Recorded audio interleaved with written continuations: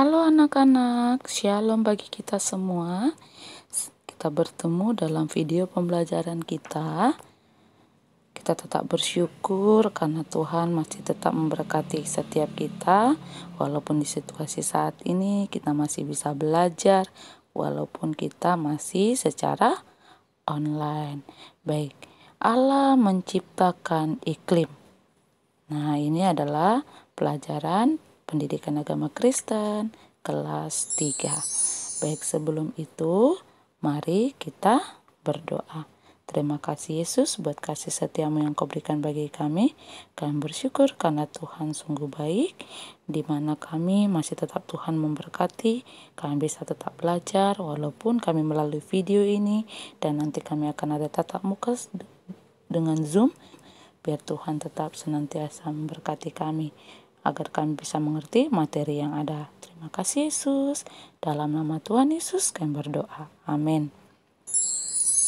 Nah, sebelum kita masuk dalam materi kita, mari kita akan literasi membaca Alkitab Kejadian pasal 1 ayat 1 sampai 10. Nah, jadi nanti silakan dibaca ya sebelum kita memulai pembelajaran sebagai literasi dalam agama.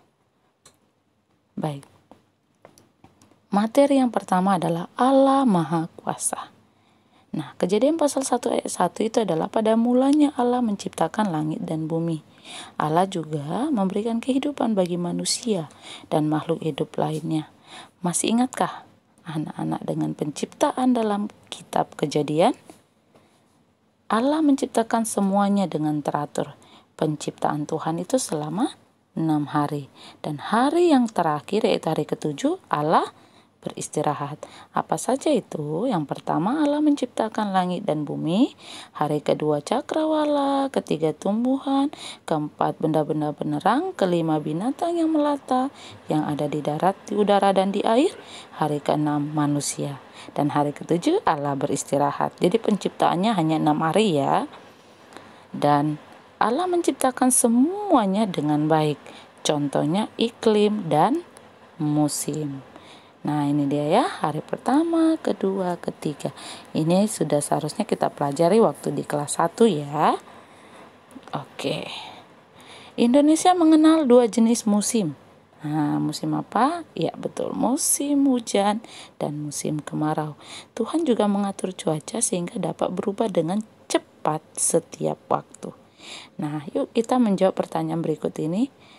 Pertama, tuliskan penciptaan sesuai urutan. Nah, nanti dituliskan di bukunya ya, di notebooknya. Kedua, mengapa Tuhan mengatur iklim? Ketiga, hari keberapa Tuhan menciptakan iklim? Dan yang terakhir, yang keempat, mengapa Tuhan menciptakan segala sesuatu secara berurut? Nah, nanti ini kita juga akan bahas di Zoom. Oke? Lalu kita akan jawab di online-nya ini, video ini, tapi nanti kita akan bahas kembali bersama misternya, oke? Nah, untuk penciptaan secara urutan bisa menulis ini. Hari pertama, kedua, ketiga, keempat, kelima, sampai keenam. Dan hari ke-7 Allah beristirahat. Jadi Allah tidak melakukan penciptaan di hari ke-7 ya. Yang kedua, mengapa Tuhan mengatur iklim? Itu untuk kebaikan manusia. Kenapa? Karena manusia bisa mengambil manfaatnya. Contoh, iklim panas itu bisa melakukan aktivitas. Dan iklim hujan juga bisa melakukan aktivitas. Itu semuanya untuk manusia. Dan yang ketiga, hari keberapa Tuhan menciptakan iklim? Hari ke-4.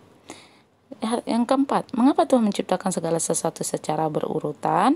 Nah, di sini karena untuk menolong, melengkapi manusia, dan mereka berkuasa atas ikan-ikan di laut, burung-burung di udara, atas ternak, atas seluruh bumi, dan atas segala binatang yang melata merayap di bumi.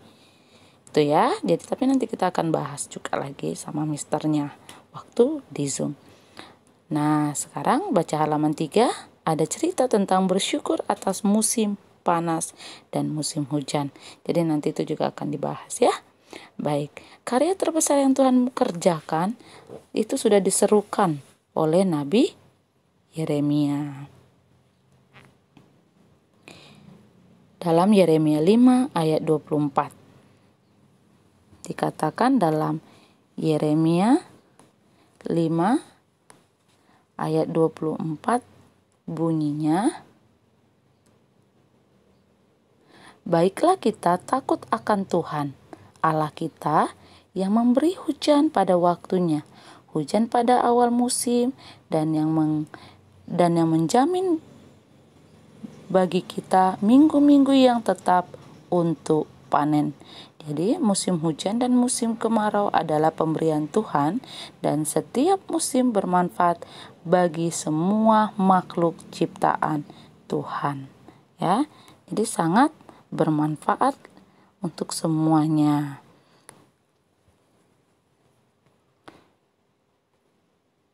Nah, saat musim hujan tiba, maka makhluk hidup dapat merasakan udara yang sejuk, pohon yang bertumbuh dengan baik, binatang dalam air yang dapat berkembang biak, contohnya ikan dan katak. Dan manusia juga dapat memanfaatkan hujan untuk bekerja, contohnya ojek payung, supir taksi, bahkan penjualan makanan yang hangat. Dan saat musim kemarau, kita juga bisa melakukan kegiatan tanpa kehujanan. Nah, petani dapat memanen, baik itu petani padi, baik itu petani garam, mereka bisa memanen saat musim kemarau. Dan tumbuhan dapat berfotosintesis dengan baik karena mendapatkan sinar matahari. Nah, coba baca 1 Tesalonika 5 ayat 18. Nah, coba ya dibaca 1 Tesalonika 5 ayat 18 mengatakan, "Mengucap syukurlah dalam segala hal, sebab itulah yang dikehendaki Allah di dalam Kristus Yesus bagi kamu." Nah, Tuhan menciptakan semua manusia dan semuanya itu baik bagi kehidupan manusia, baik pada musim kemarau maupun musim hujan. Tuhan terus memelihara hidup kita. Jadi tetap mengucap syukur ya. Bahkan sampai saat ini pun kita masih ada dalam kondisi pandemi, kita tetap harus mengucap syukur. Nah, apa perbedaan iklim dan cuaca? Nah, cuaca adalah keadaan atmosfer pada waktu yang tidak lama, meliputi wilayah yang sempit, sedangkan iklim itu rata-rata keadaan cuaca pada periode waktu yang lama dan meliputi wilayah yang lebih luas. Lalu apa manfaatnya iklim bagi makhluk ciptaannya? Nah, ini dia. Kalau di bidang pertanian, untuk menentukan pola tanam, menentukan jenis tanaman. Kalau di budaya, iklim juga ada berbagai jenis pakaian, rumah, dan sebagainya. Dan kalau iklim berpengaruh terhadap pola kehidupan manusia. Jadi kalau hujan itu ada pekerjaan yang lebih utama yang akan dapat dilakukan. Begitu juga dengan musim kemarau. Lalu kita masuk di bagian C, iklim dengan makhluk hidup lainnya. Nah, kita akan belajar dari cerita ini, yaitu suku Eskimo. Mereka itu hidup di kutub utara dengan minus 45 derajat. Nah, jadi suku Eskimo ini hidup dengan keadaan iklim yang sangat ekstrim. Karena setiap harinya rata-rata suhu udara di sekitar mereka itu adalah minus 45 derajat Celcius. Nah, orang Eskimo ini mempunyai gaya hidup yang unik. Nah, apa gaya hidupnya yang unik? Mereka berburu singa laut sampai paus untuk dijadikan makanan. Dan tidak hanya itu, rumah mereka juga terbuat dari bongkahan es dan salju. Nah, atau yang disebut dengan namanya iglo. Nah, jadi itu terbuat dari bongkahan es dan salju. Bangunan ini disebut dengan iglo, dan bagian dalam dan luarnya itu didesain sangat unik sehingga membuat penghuninya nyaman. Untuk ukuran masing-masing rumah itu disesuaikan dengan jumlah anggota keluarga yang ada.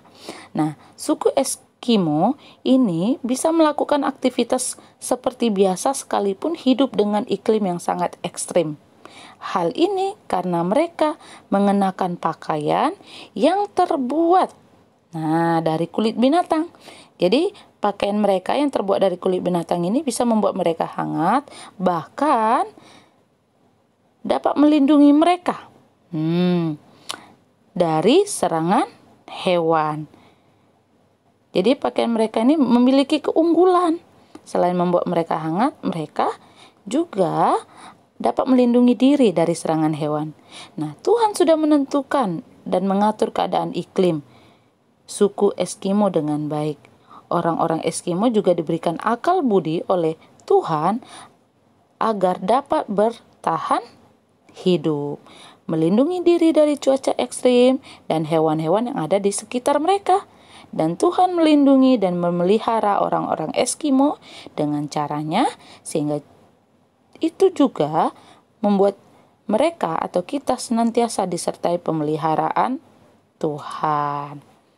Baik, nah bagian penutup di halaman 6, anak-anak tinggal mewarnai gambarnya ya. Ini menjadi penugasannya. Oke, any question? If you have question, you can send in our Zoom. Jadi nanti bisa sampaikan pertanyaannya waktu Zoom kepada misternya. Oke, sampai jumpa. Thank you for watching my video. God bless you all. Bye.